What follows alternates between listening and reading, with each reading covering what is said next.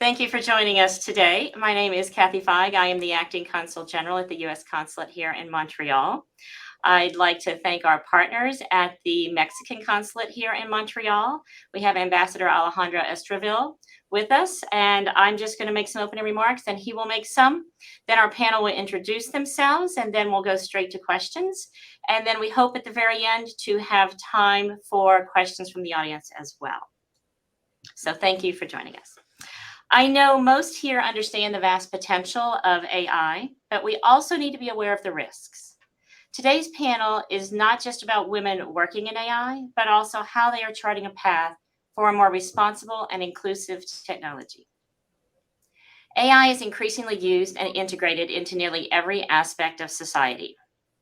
AI can make our lives easier. For example, we can unlock our phones just by looking at the screen, but it also presents new risks and challenges. The same facial recognition that unlocks a phone also raises significant privacy concerns and has already led to wrongful discriminatory arrests. We need a holistic, actionable, and widely accepted approach to addressing risk before, during, and after AI products are introduced to the marketplace.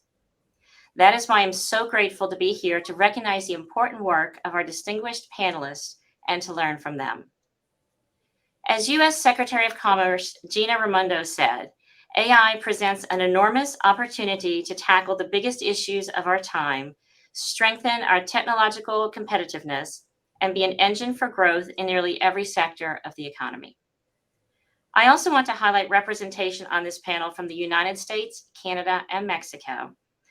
In the spirit of the North American Leaders Summit, it is important for our countries to work together. The United States is committed to promoting an international environment that supports AI research and development, opens markets for U.S. AI industries, and promotes the development of AI technology in a manner consistent with our values and interests. It's true that we are stronger when we work together with the same objective in mind. I'd also like to recognize panelist Navrina Singh, who was one of the 27 members on the National Artificial Intelligence Advisory Committee that will provide recommendations to President Biden on the current state of U.S. AI competitiveness, the science around AI, and AI workforce issues. Those recommendations will serve as building blocks for U.S. AI policy for decades to come. Navrina, thank you for your service.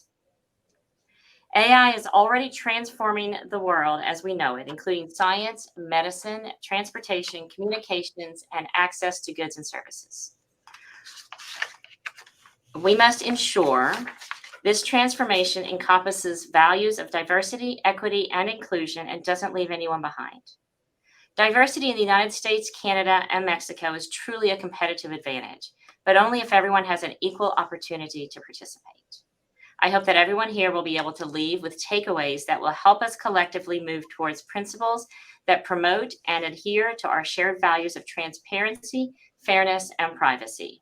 Merci, and have a productive webinar. Alejandro?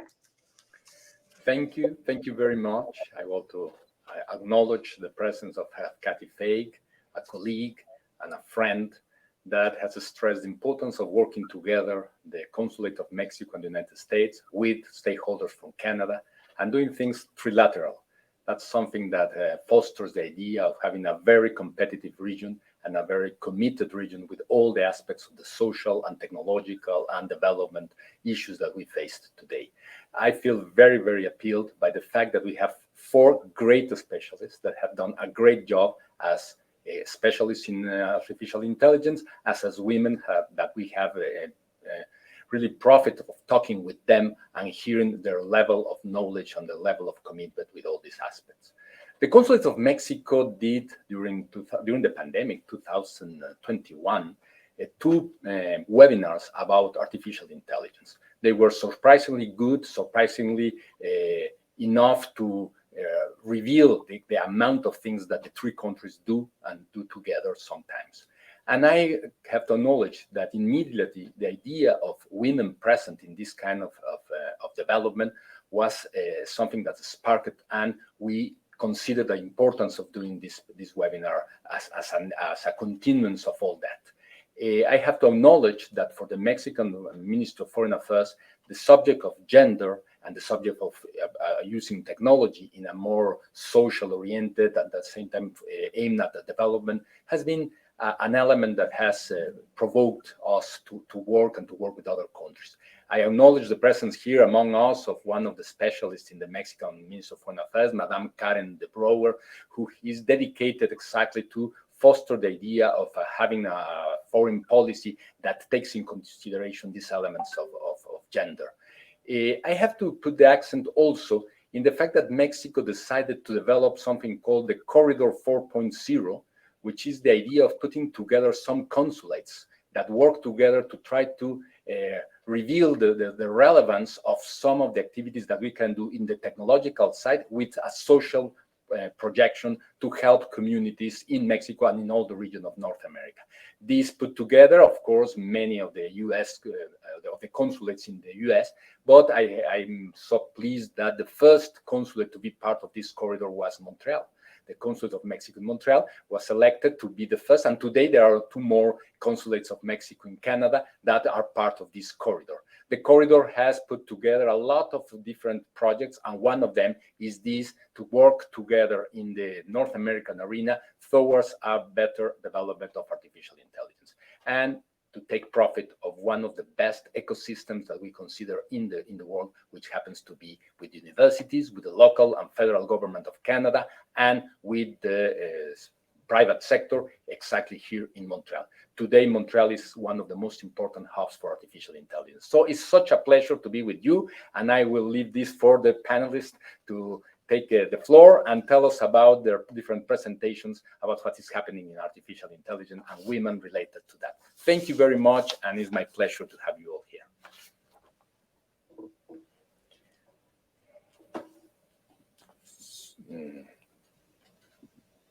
So we ask now, I think is the part for the panelists to present themselves. So I don't know who wants to go first, but maybe it's Alicia. Absolutely. Thank you so much for those wonderful remarks. Very excited to be here. My name is Alyssa Lefebvre, and I'm the Director of Partnerships and Market Development for the Responsible AI Institute. Responsible AI Institute is an independent nonprofit working towards an independent certification of responsible AI systems.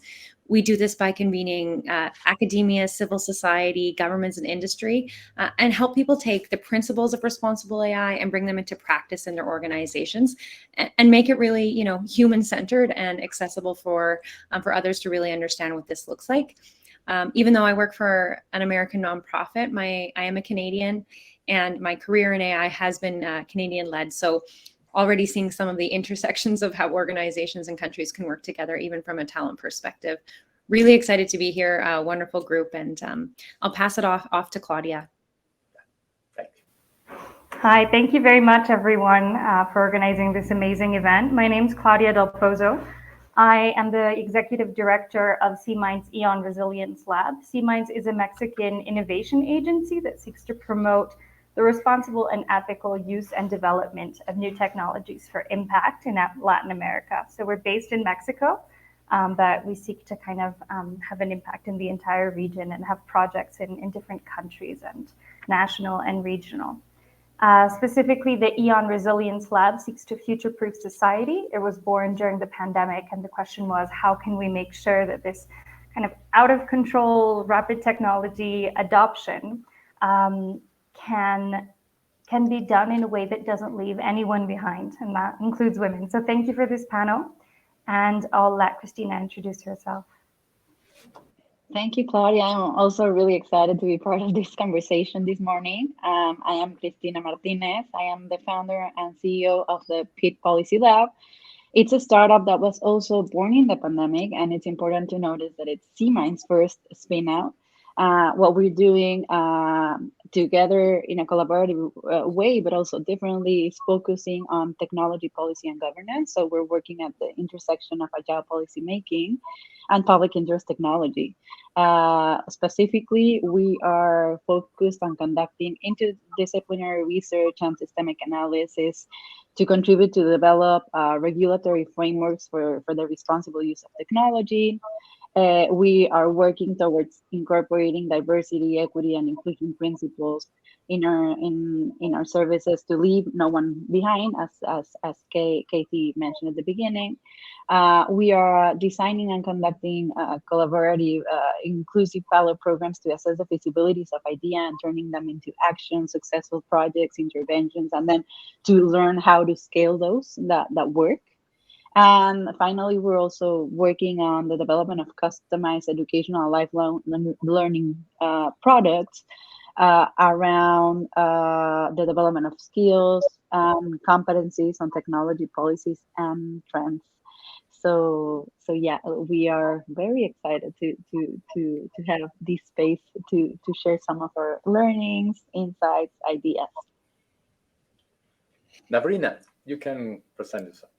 Yes, good morning, everyone. And thank you so much for having me on this amazing panel. I mean, just seeing the powerful, amazing women, moving responsible AI field forward here is such an honor to be part of this conversation. I am the founder and CEO of Credo AI. And like Christina, we started our company 2 years ago, right at the onset of the pandemic. After having spent 20 plus years in big companies like Microsoft and Qualcomm building artificial intelligence product, at Credo AI, we've built the world's leading responsible AI platform. And what that means is it's a SaaS platform that helps enterprises across the world really provide continuous oversight and accountability of their machine learning applications. And as Kathy mentioned at the introduction, that it is really critical for us to manage the risks, mitigate the risk, and monitor them continuously so that we can actually utilize the powerfulness of this technology. At Credo AI, we are making that a reality. And so one of the core outcomes of the product that we've built is really fair, auditable, and compliant artificial intelligence. A lot of this work is informed by the ecosystem partners. So beyond the product, the community of practice that we are building around responsible AI is really important for us. So the work being done by Responsible AI Institute, by different standard setting bodies like IEEE, ISO, by NIST, etc., is super critical to our ecosystem, and we are able to pull in that knowledge to make it available at scale to enterprises that are not only building machine learning applications, but also buying third-party AI vendor models. So I'm very excited to share more during the conversation, but thank you so much for having me join this panel today. Thank you so much. I'm really impressed with the wealth of knowledge we have on this panel. So let's go ahead and go to questions. I'll ask the first one, and I'm going to aim it primarily to Claudia, but I welcome any of you to jump in as well.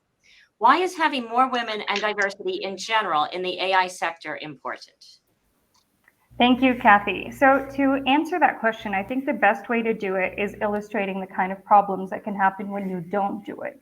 So I'm going to go back to what you mentioned initially in your introduction about the challenge of facial recognition technologies. And I'd like to throw some numbers out so that our audience can really grasp the severity of the challenge we're facing here. It's estimated that the error rate for male faces in facial recognition technology is 8%, while the error rate for female faces is 21%. And then if we talk about darker female faces, that number goes up to 30%. That's a 30% error rate. That's humongous. That should not be considered safe technological application. Sorry, I was just getting an echo there. That should not be considered safe. And I think that's something important to think about when an organization is adopting facial recognition technologies. In general, lighter faces have a 15% error rate. So just to give you an idea there. So what happens then? And I think, Kathy, you mentioned it really well in your introduction. That has led to errors so severe that a Black man has been put in jail because he was erroneously recognized as the perpetrator of a crime by the facial recognition system. It turned out it wasn't him. But imagine the kind of damage that causes that person and the kind of trauma that it causes in the entire community, thinking that the technologies that are supposed to protect you can actually harm you. So why am I talking about all of this? I think that as women, we're more aware of the challenges that we face in this AI, in these in these sectors. So the error here, and really to make it very graspable for anyone listening, is that the majority of training data for facial recognition algorithms is made up of white male faces. So of course, if you teach an algorithm that is what a human looks like, the algorithm will not necessarily recognize that a woman is also a human. And there's also been horrendous cases where Black women have been confused for gorillas. And I'm not kidding. That's absolutely terrible. So what happens if we put more women and more diversity in those groups who are developing AI systems, who are part of the team adopting them, who are part of the team labeling data, creating databases? That gives you more awareness. That gives you a group that can say, hey, wait a minute, I am not recognized. I don't see myself in this data. I don't see myself here. What does that mean for society at large? Other women are not going to be seen. And this is a perfect example, again, following with facial recognition. And as a woman, you can say, well, if I'm not seen, suddenly, where are the other groups? Where are the other minorities? Or unfortunately, women aren't minorities, but we're suffering these challenges. So if you have a woman in the team or someone who is not a white male, which usually is how tech teams are made up, I think that they can give you visibility into how to make sure that your product or service can apply to a very diverse society, which is what we have. And I think awareness of this challenge, but also making sure companies are tackling this challenge, will be key to have a successful AI ecosystem. So I know that one of the questions coming up is going to be, what are the strengths and weaknesses of different countries in North America?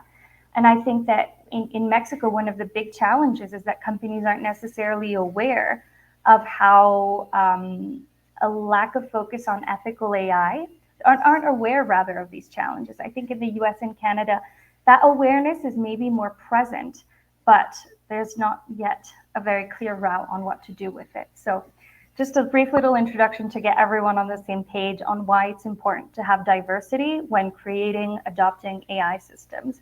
And I would also add diversity not only in gender and different aspects, but also in knowledge.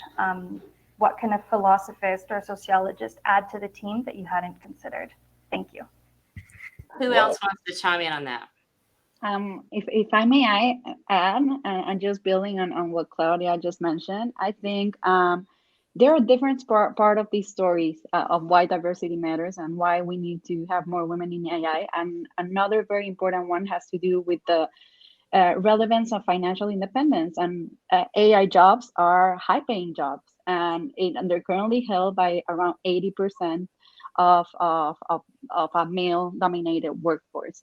So there's like a high opportunity there to open these job positions to women.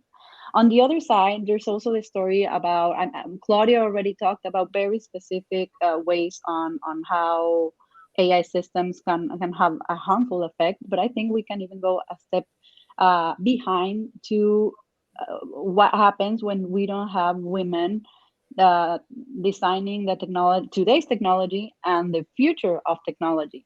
And for that, I would recommend you the book of Invisible Women, because it provides a lot of really interesting examples on how, for example, room temperature is designed for men's temperature. So we're always freezing, and that's the reason why wherever we go, we're cold, because men's designed to their bodies. Same thing with car seats, with how do you call them? Seat belts, sorry. They're designed for male bodies, so they're more dangerous for women and for children. Same thing with the size of the cell phone, which is huge to our hands, but not to average men's hands. Or to, for example, another interesting example provided by the book has to do with ICE. The policy to actually clean ICE in the streets, because some men were suggesting that the ICE in the roads, in the car lanes, should be cleaned first, But of course, they didn't consider that women are the ones that take buses and commute with children. So it's important to first clean the lanes, because then you have hip accident, like you have accidents and hip injuries and so many other things that data tells you. So it's about listening to the data, but also having representative teams that actually can give the point of view of a woman and tell the story of a woman and the story of minority groups overall. Thank you. It's amazing how you have said. And let's go to the hopeful part of this question. What kind of programs or solutions can you suggest exactly to increase the number of women in the field? Maybe any one of you want to step in saying what we can do so that that really happens. I can make a comment about that, because I think it dovetails nicely off the diversity question, but more and more, I think that the scope of types of roles within the AI sector is expanding, and people's awareness of the types of roles. So you don't necessarily have to have a super technical background, or you don't have to be a data scientist or machine learning to participate very meaningfully in the AI sector. For example, I have a humanities degree, and so I think bringing all the multidisciplinary perspectives to the table gives that opportunity for the, a great point about the types of jobs available, but not thinking myopically or narrowly about what the AI sector requires. They need people that understand policy and governance and ESG and strong communication skills. I think is one of the biggest things that the AI sector can really benefit from, is making something somewhat complex available and accessible to humans. And so when I think about the opportunities in the AI sector, I think we have to think broadly outside of the technical realm to a degree. Obviously, there's things to do to fix the pipeline of talent that are in the technical realm that shouldn't be negated. But let's think creatively about all the types of things and jobs and roles and perspectives that need to make responsible AI and accessible human AI real. So that's just one perspective on that. Thanks. Oh, Navrina, go ahead. Yeah, I was just going to add, coming from an engineering background, I totally agree with Alyssa's comment. There's lots of more work we need to do, not only in filling the pipeline of technical women, but getting women to leadership positions in enterprises where artificial intelligence is actually showing up in large scale in the industry. But I'll have just wanted to present a slightly different perspective. I really think that there needs to be a bigger focus on investment in female founders. We've seen in just the past 2 to 3 years, big set of innovations are coming from, people who don't look like previous kind of founders. And so how do we not only ensure that enough capital is flowing into businesses started by diverse founders, whether it's female or others, but also at the same time a support network as these startups scale. How do we ensure that enough spotlight is put on the female founders so that we can inspire the future generation?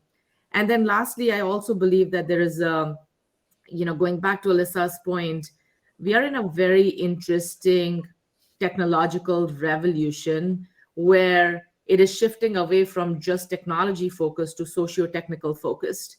So in this new socio-technical revolution, it is so critical for us to have multi-stakeholder input.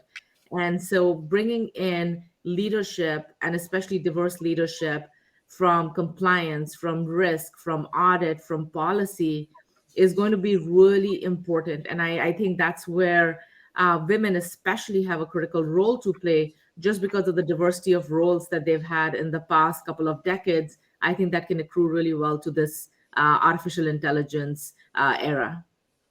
And if I may say, I couldn't agree more with Navrina. As a female founder, I think a critical part of this piece that's missing is funding for women entrepreneurs. I think the rules of the game of how contracting works and how bid works need to change, because usually we are incorporated in the speech of supporting women, empowering women, but then we're left out on actually trying to finance the project. So that's a huge challenge. And maybe a little bit later, I'll talk a little bit more on these opportunities and challenges that these countries, that each country has.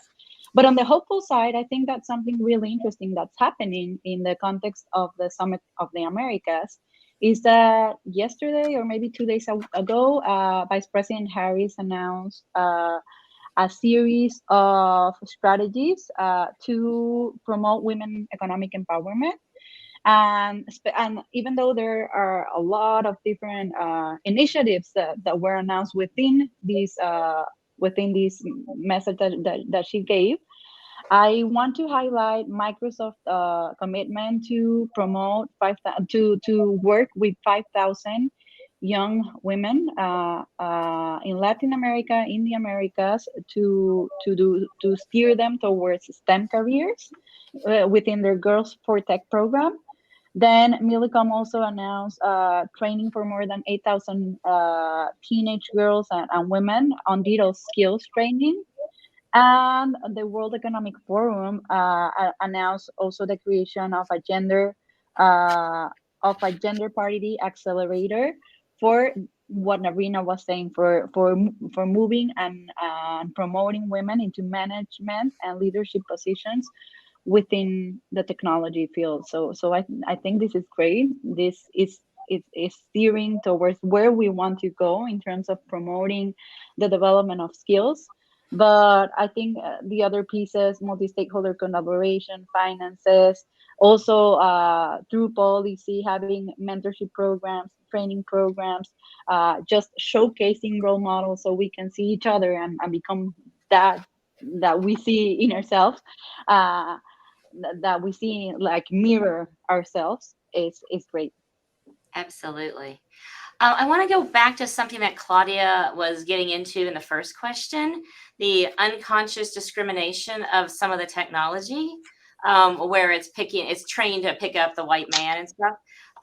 So what work is being done to mitigate the risk of unconscious discrimination? I can start. So I think just a little bit of context setting here for the audience. When we think about bias and fairness within machine learning systems, they are pretty much two different things. You can think about them as two sides of the same coin, because bias in artificial intelligence systems is actually a good thing. What that means is it is identifying patterns within the data that these algorithms are reasoning over. And that's why these are powerful technologies. The place where this bias starts to become a bad thing is in the context of fairness, where you're recognizing these patterns, but it's favoring a certain demographic based on certain core features or characteristics. And these could be anything from sex to gender to ethnicity to disability, etc., which are called protected attributes. So what we have seen in the past decade or so is, in the excitement to utilize artificial intelligence, we sort of missed thinking about the unintended consequences when these machine learning systems tend to create those prejudiced outcomes. So as an example, in financial services sector, when you look at risk scoring models, when you look at credit underwriting, there is a lot of work that is being done to ensure that the outcomes are as fair as possible. But then there is a second or third degree outcomes where you might have a risk scoring algorithm that is, unintentionally making decision based on where the person is transacting, what they are buying, and categorizing them as this person most likely is Asian in this particular age range. They might be a parent and they might be a female. And based on those, assumptions, that's being turned into fact. And maybe in that case, giving them a very high risk score. So that's just one example. But what's happening in the industry is now there's this awakening that we can't have those unintended consequences because of disparate impact within these systems. So what is actively being done?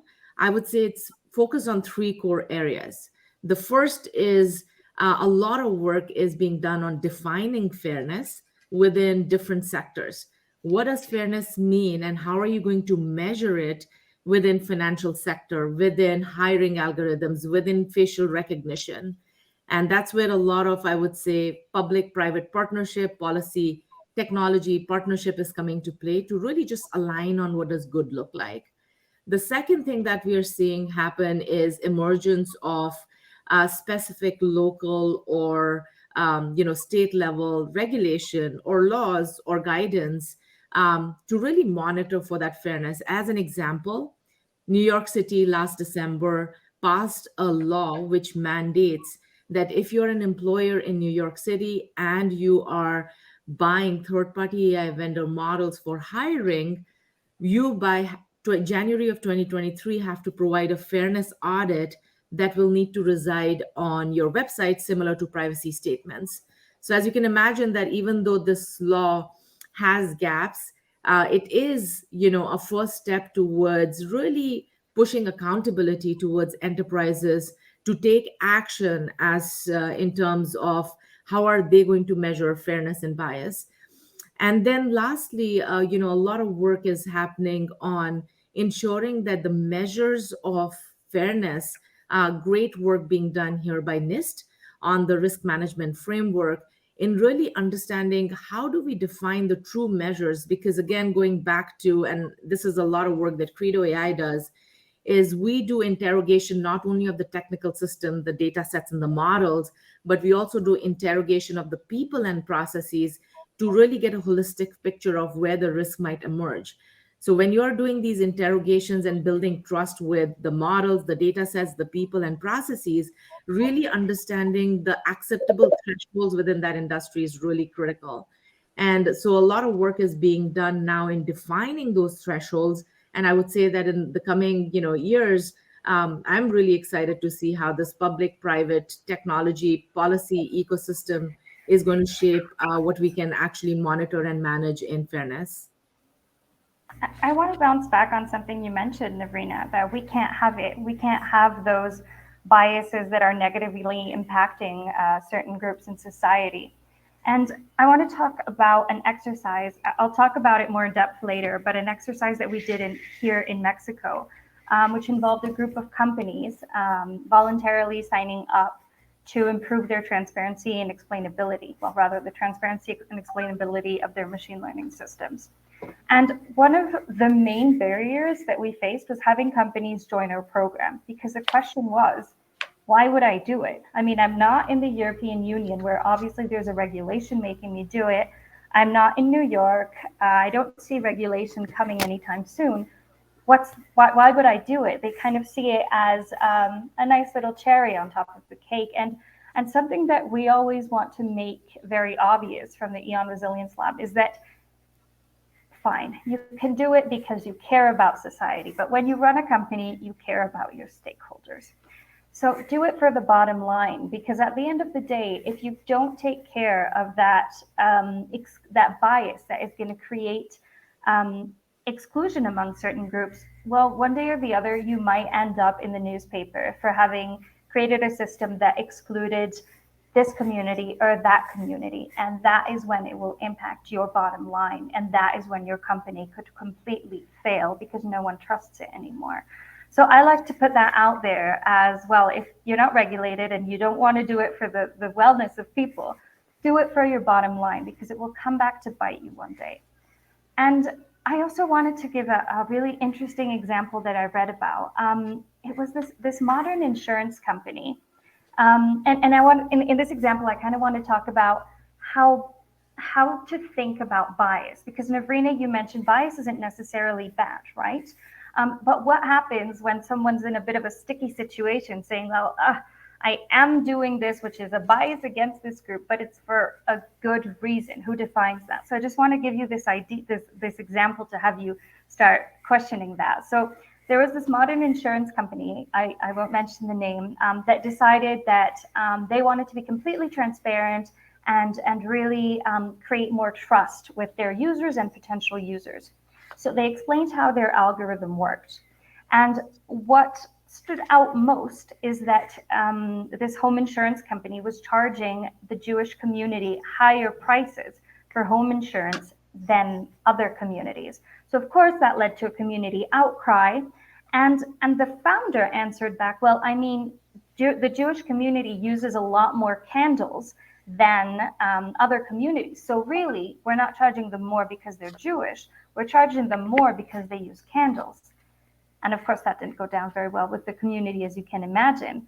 But it's an interesting question. What happens when you get into those sort of circumstances?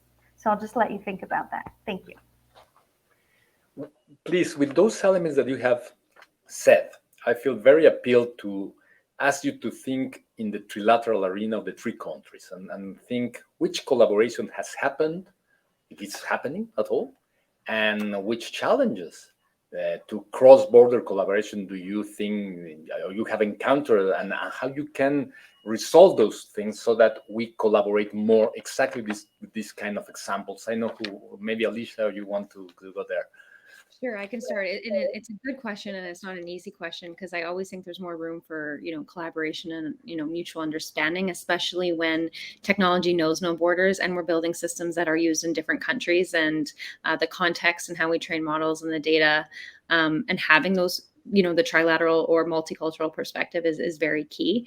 So some of the key areas that we're seeing, where I'm seeing collaboration between the US, Canada and Mexico is part of the Global Partnership on AI. That's an excellent international organization that isn't just these three countries, but a global understanding of what responsible AI should look like and agreed upon standards and principles. And I think that's where this really needs to go. Is we're still, as an international community, defining what good looks like, those defined principles that we all agree on, and then how to implement and measure that. And I know Navrina and company and doing such great work and actually making this demonstrable. But I think we can do more. Currently, for example, Ray is working with national accreditation bodies in US, UK, and Canada, ANSI, NIST, and others. But we haven't how to reach out to Mexico yet. And that's for no other reason than where do you start? How do you foster these connections? How do we find out about each other? Certainly not nefarious. And so these opportunities being created here are key. And I think women having kind of these networks as well, especially around founders and others, is another key aspect of that. But there's a lot of amazing people doing great work. It's just, it's tough. It's not trivial. It's not complex. And there's a lot of different perspectives that come from your country, depending on the maturity of where an organization might be or where a country might be. It changes how these conversations can happen trilaterally as well. So I know this whole group will have more to add, but we're getting there. We'll do more. And there's some, some great stuff happening around OECD and others that are really convening these principles, the UN sustainability goals and things like that. So we're on the journey. I think somewhere where we see like a lot of collaborations that have been already happening throughout the years is academic institutions, either because of exchange programs that exist or because of new collaborations that are happening. So I think the area of opportunity is to connect those ongoing collaborations to other sectors. So we talk about multi-sectoral collaboration. It's always challenging. So now we add the challenge of making it international, cross-border, but it's feasible because it's already happening at the academic level. And I think a framework that will be excellent to foster collaboration among Mexico, Canada, and the United States is actually the launching of this working group that has to exist within USMCA treaty, within the chapter 26 on competitiveness to deepen economic cooperation and to drive digitalization of the region. So I think the US-Mexico Foundation has done some incredible work convening organization, mostly private sector organizations, but also civil society organizations, to discuss about the possibilities to drive economic competitiveness. So I think this framework is ideal to pursue this work. Thank you.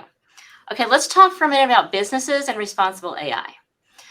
Should organizations link responsible AI and environmental, social, and governance ESG standards? Do businesses really understand responsible AI and how to go about it? Not a softball question. I think I'll start. Not a softball question. That's not an easy question, but I'm really passionate about this because for this to be operational in an organization and it to be measured and taken seriously, it needs to come from the top. There needs to be a definition, a framework, and a transparency mechanism to show what you're actually doing. ESG is becoming well established, like CSR, corporate social responsibility as well. And these are reporting mechanisms that already exist, and they're often tied to, executive compensation or executive measurement of their role. And so if we are able to look at, I think E gets a lot of the attention. It's the big brother of the ESG these days. But I think we can pay more attention to the social and the governance side of things, because there are risks in procurement, training, capacity building, huge amounts of things that are related to ESG. But I've been doing audits of many ESG reports in many sectors, and I have to say that there's a really limited response in a lot of them about AI and the use of AI in HR, in job creation or job loss. There's real impacts here. And so if we can get organizations to consider it a key strategic objective and need, I think they are going to see more responsible AI overall being implemented across entire industries and enterprises.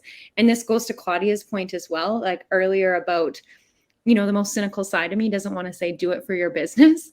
But also industries are seeing a competitive advantage to being able to demonstrate, responsible applications of AI, because that social license to operate that a lot of people need to see can actually be demonstrated through ESG reporting and mechanisms. I could go on and on. I love this topic. And disagree with me too, because maybe it's not the right mechanism, but I think it's something that already exists. And so you're not asking people to recreate the wheel with their strategic organization, and just, augment what they already have. I'm afraid I might be more of a pessimist than you, Alyssa. I agree that it should be incorporated in companies and what they do, et cetera. But again, the question is, are you even aware of these challenges, like in Mexico? We were talking the other day about how in the US and Canada, there's more awareness. The question is, okay, do we go from here? In Mexico, awareness among companies of the importance of AI ethics and responsible AI is very low. So that might be difficult. For me, the way forward is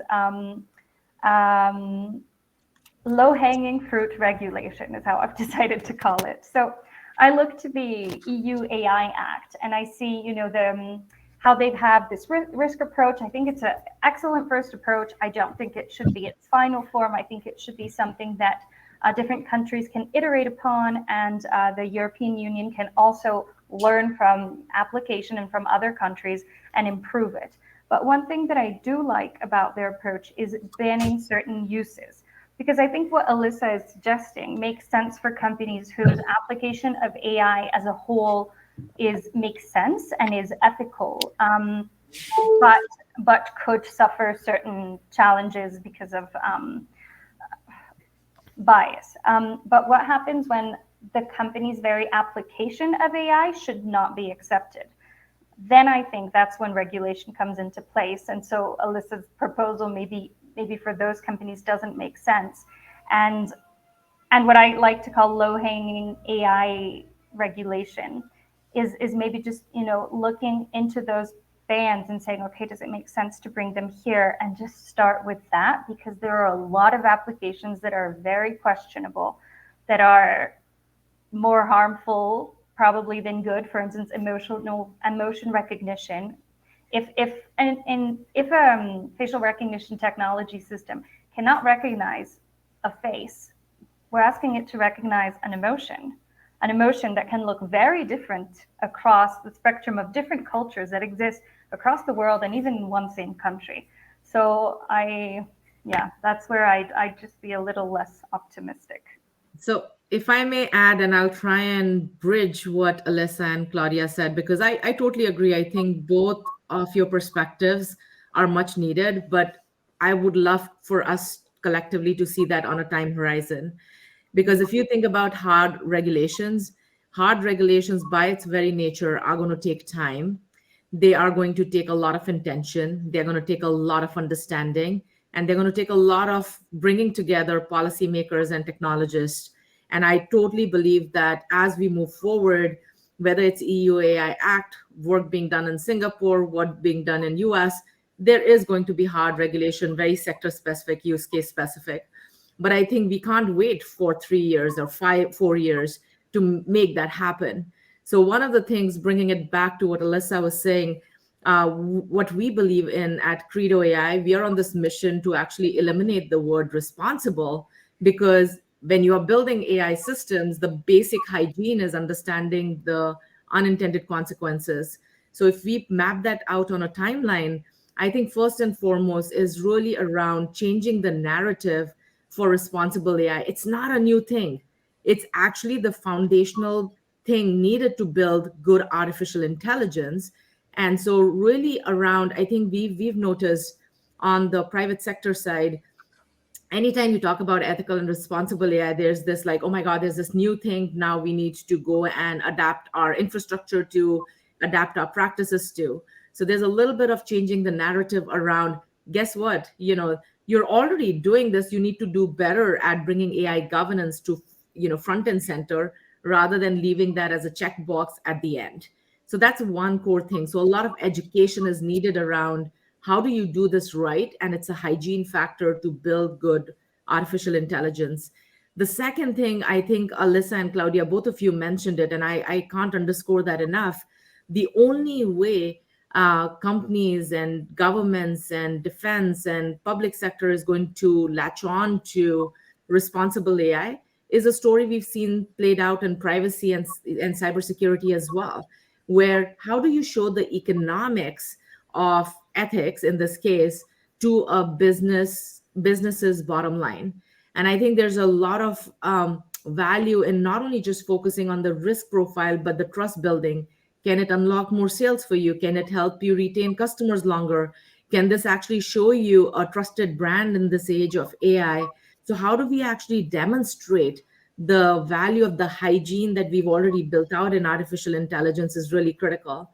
And then moving forward, again, hard regulation is going to come, but I think this is where the work of organizations like Responsible AI Institute and others is important around certification and thinking about soft laws and, building best practices.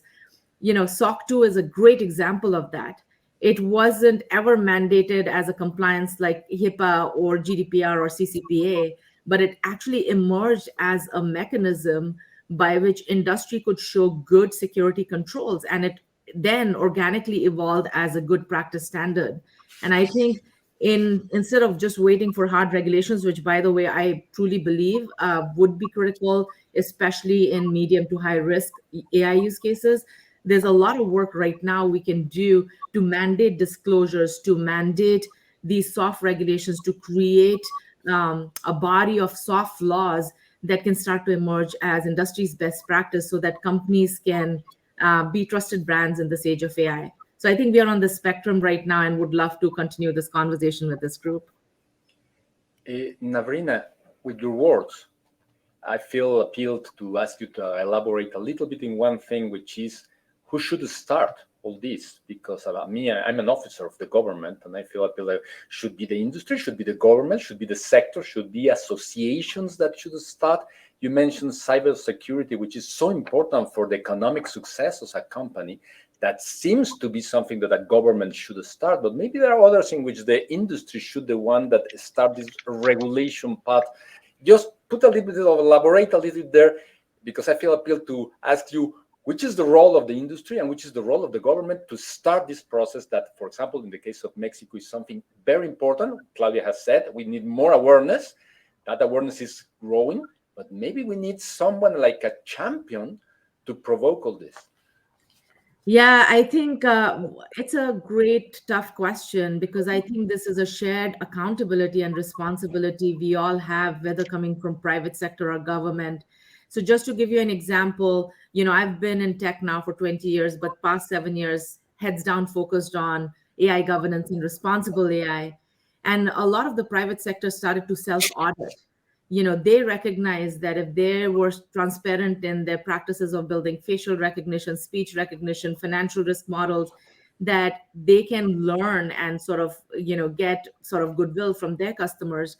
So I would say that industry's role here has been trying to self-audit and also share their best practices that we've already seen. The second thing I think that was mentioned by most of the panelists, we've seen some amazing work come out of groups like, the Global Partnership on AI, OECD, standard setting bodies like IEEE, ISO, NIST, and we've started to see that they need this industry perspective. So there's already a lot of great collaboration that's happening. I think on the hard regulation, which as I believe is a little bit far out, it truly will need, whether it is, the great initiative by Department of Commerce creating the NIAC committee, but I think it's going to be the international cooperation with Mexico, with Europe's Artificial Intelligence Act, that's going to make all this happen. So unfortunately, I don't have the golden answer for you, but I really think that a lot of work has started to happen, but we should not wait for that hard regulation. Is there a way that we can create a common, sort of like a disclosure system or certification system that can start bringing these entities together? And more importantly, I think similar to the story we've seen on the climate change, it took a while, but if there is a mandate that, hey, you as an enterprise need to disclose how you're ethically using data, how you're building responsible technology, I think that can move us much faster forward in this direction. And I think the general answer to the question, who should start, is whoever, please, just someone start. And I want to talk about a specific project that we're doing right now in Mexico. It's called Open Loop Mexico. Christina actually brought it to C-Minds back when she was working right beside me. And the idea of that, it's a general concept. The Open Loop program is by Meta, and then Open Loop Mexico is led by Meta and C-Minds in collaboration with the Inter-American Development Bank and the Mexican data protection regulators and transparency regulators. So the idea there is, why don't we together, all of the sectors and together with the industry, work to create policy recommendations for the regulators so that this can either boost them towards moving towards creating normative frameworks or add to their work in progress. And the idea is that it's served not only in Mexico, but in all of Latin America. So what we're doing is that together, the different partners, together with experts from different sectors, are working to create, well, rather, we have done this. We've created a policy prototype for more transparent and explainable AI systems. And we've gone through a 6-month process of testing that policy prototype with 10 Mexican AI companies, trying to see what might be more difficult, what maybe we didn't get quite right, where we can improve it, so that at the end of those 6 months, through, again, a process of collaboration with external experts as well, we can improve and strengthen the policy framework that we created, create policy recommendations, and offer them to the regulators who have been on board this project from the beginning. So I think that's also an interesting way to start pushing conversation forward. And not necessarily waiting for the government to act, just making sure they're on board so that someone does receive these recommendations and does expect them, and pushing for there to be more responsible AI possibilities and frameworks.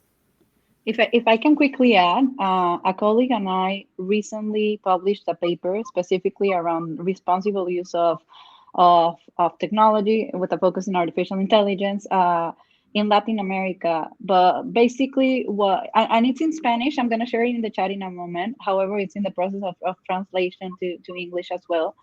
And I think it's interesting because what we did there is we said, of course, I mean, there are a series of initiatives going on at the legislative level, but there are also things happening within companies, within international organizations. There are best practices that are trying to bring ethical principles into practice.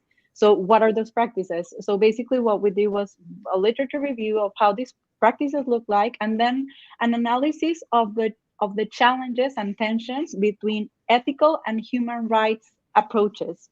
because usually what happens is that, and that's why there are so many different ethical principles, um, they're more flexible, and it's easier for a company to say, well, my principles will be fairness, and I define fairness like this and this and that.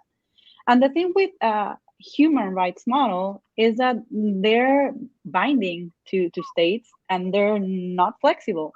So what we propose in this paper, at least for a Latin American focus, is to have both the human rights and the ethical approach incorporated, which I think it's an interesting thing to consider.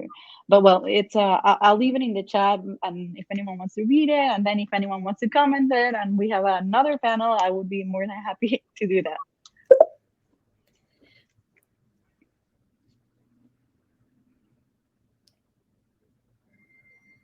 One thing I'll just quickly add is it's a loop. It's a feedback loop.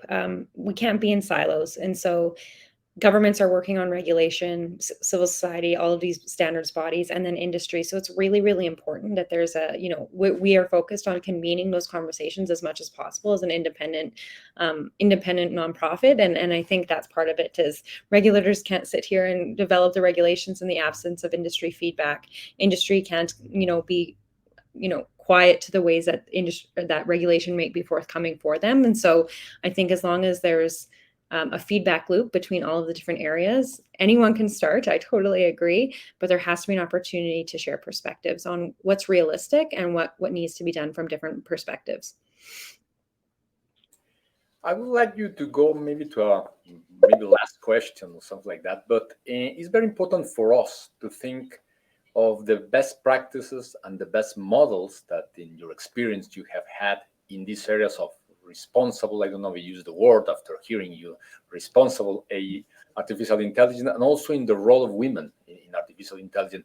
Is something that you in your experience has considered as a best practice, as a best model, someone that has been very, very interesting and motivating for you? I don't know. Maybe Claudia can help me. All right. About the Mexican arena. Okay. I think I want to talk about two things, one more general and one example of initiative that I really appreciated. Well, actually two. I think generally we're seeing in this time a transition towards more female kinds of leadership. And maybe when we were younger, we didn't see, and I'm not talking even about AI or tech, I'm just talking about female leaders, and I think, at least for me when I was younger, finding a female leader in any topic that I would look up to and say, oh, that's how I want to lead, that's how I want to grow, that's the kind of impact I want to have, there wasn't those women. And I think little by little, we're making room for a different kind of leadership. We're making room for leaders like Jacinda Ardern in New Zealand, who I think is absolutely inspiring. We're making room for leaders like Alexandria Ocasio-Cortez, who also brings her own, and I'm not saying they're perfect in every sense, but I'm saying I see female leadership, solid female leadership in these women. And so I'm so excited to be living in this time where finally I get to see these women. And I can't wait for there to be more. And I love meeting more and more inspiring women through all of these talks that we're having through it, now specifically, yes, in the AI field. I think everything that you're doing, Alyssa, Christina, and Navrina, is absolutely amazing. And I'm so happy to have the opportunity to meet you and say, hey, this is happening. We can do it. And then talking about specific initiatives that I've really appreciated, I think one of the biggest challenges is visibility. For women in AI. That's one of the biggest challenges. Then there's the challenge of visibility for whatever Mexico does in AI. That's another challenge. But talking about women in AI, I mean, I think that Christina probably shares this frustration, but Christina led the project to create Mexico's the document that placed Mexico among the top 10 first countries to have a national AI strategy. And I worked with her on that project. And there has not been a lot of visibility for that. And I wish there was more saying, hey, these women were behind pushing for this to happen in Mexico. I can't help but wonder how that would be if we had been men. Just a question that I have. Maybe it wouldn't have been different. But there have been a lot of efforts to create more visibility for women. From C-Minds, every year in March, we publish top 5 women pushing AI in Mexico, where we recognize 5 women and we interview them. Christina, through the PIT Policy Lab, had a similar project earlier this year where they gave visibility to women in AI policy specifically, also through interviews. And I don't know if Andrea is watching this, but if she is, she has led so many initiatives to make women in AI more visible. And the most recent one I really enjoyed, it was a social media initiative as well, where you shared a brief, a sentence or two about what led you to go into AI, what you would tell your 10-year-old self, why you need more women in AI. And you share a picture of yourself as a child, showing that, you know, you don't, because I think there's this idea, oh, women in AI, what does that look like, you know? And well, it just looks like any other kid, you know, any other 5-year-old who will grow up to get into AI. So I really appreciated those initiatives. And I really hope that especially the children's one can reach younger generations and they can find inspiration in that, and more than inspiration, also confirmation that the path that they want to take is one that they can take and excel in. So, oh, and of course, finally, the Women in AI initiative. I can't, Christina was thinking I'm missing one of the main ones, the Women in AI North America initiative, in which Christina and I were both finalists, where that also seeks to showcase the work of different AI leaders, women leaders across the region. So there are initiatives, but we need more. Thank you.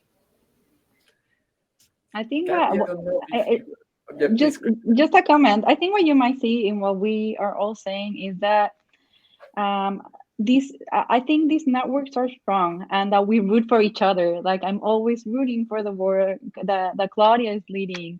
I'm listening Narina and Elisa, and I'm so excited about all the different things where they are and where they're going.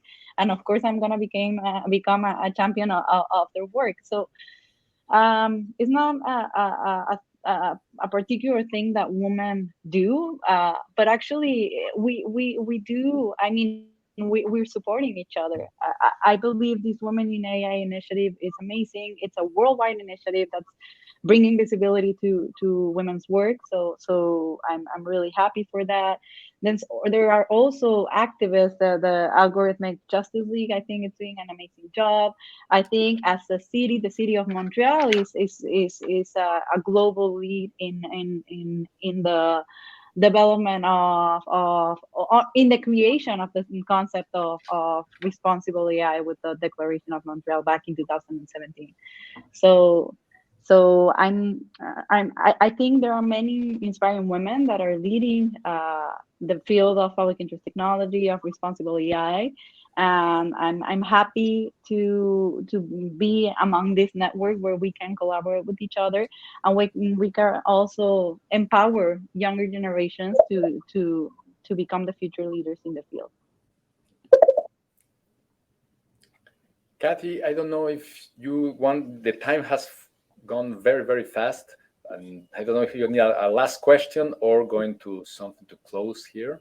I could always have more questions. I don't know if we had any from the audience, but I do realize we're out of time as well. I'm happy to stay a few more minutes to answer an audience question. I know Navrina has to go, but I can spare a few more minutes.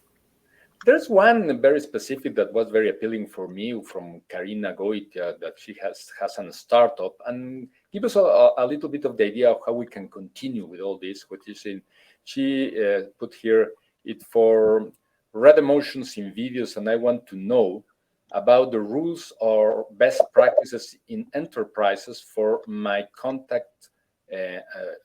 What she I think is trying to present here is how she can be in contact with all of you, with the possibility of having a project to be presented and how that kind of project can be more successful when someone, because of this kind of panels, feels appealed to go in that direction?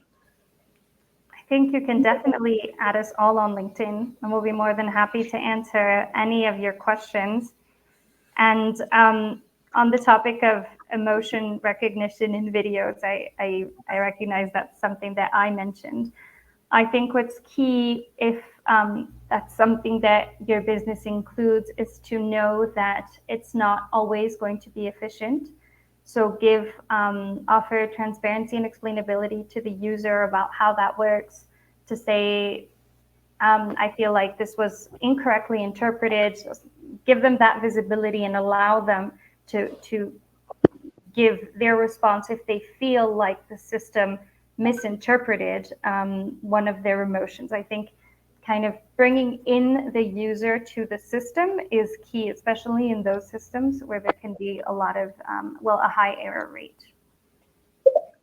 And I'll just add one comment here. I do have to jump off. It was an absolute privilege to share the conversation with all of you, and thank you for convening this.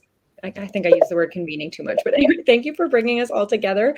I'm honored to be in the presence of such thoughtful people trying to do very good things in a very challenging space, and it's dynamic and fun, and I can't wait to do much. So thank you, and I'll let you guys continue the conversation, and please be in touch on LinkedIn, and we'll keep going.